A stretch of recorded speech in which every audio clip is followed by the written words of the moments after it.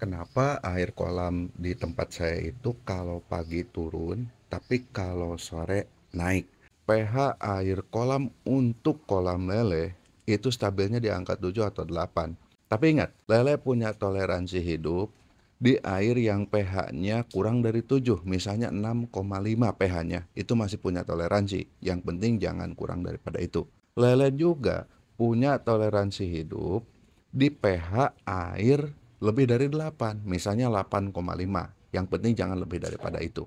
Lele masih punya toleransi. Kalau naik turunnya pH air kolam kalian itu wajar. Karena apa? Yang pertama ada aktivitas biologis.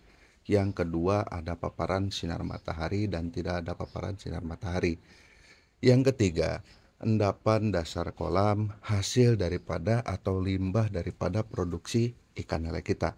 Yang keempat, bisa jadi alat cek pH yang kalian gunakan itu error, atau kalian beli yang murah karena yang murah itu cepat error. Biasanya kalau alat cek pH itu yang stabil di angka 500.000 ke atas. Kalau 500.000 ke bawah biasanya cepat rusak. Naik turunnya pH itu adanya aktivitas biologis di kolam kita. Mohon diingat, di kolam kita ini yang hidup bukan hanya ikan. Yang membuat air kolam kalian hijau, coklat, merah, itu adalah biota-biota kecil. Yang entah apa itu namanya. Yang jelas, mereka juga sama beraktivitas. Aktivitas mereka itu menunjang ke kualitas air kolam.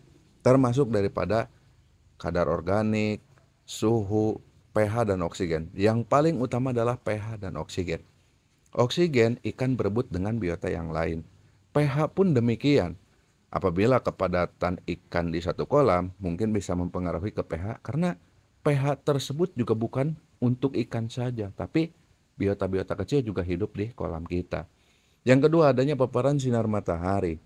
Jika sinar matahari masuk ke kolam kita, air mulai hangat, suhunya mulai stabil.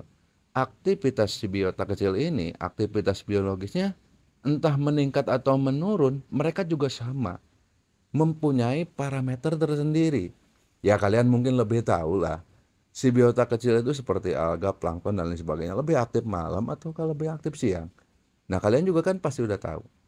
Disitulah pasti akan terjadinya naik turunnya pH. Makanya tadi di awal saya memperingatkan ke kalian jangan terlalu khawatir.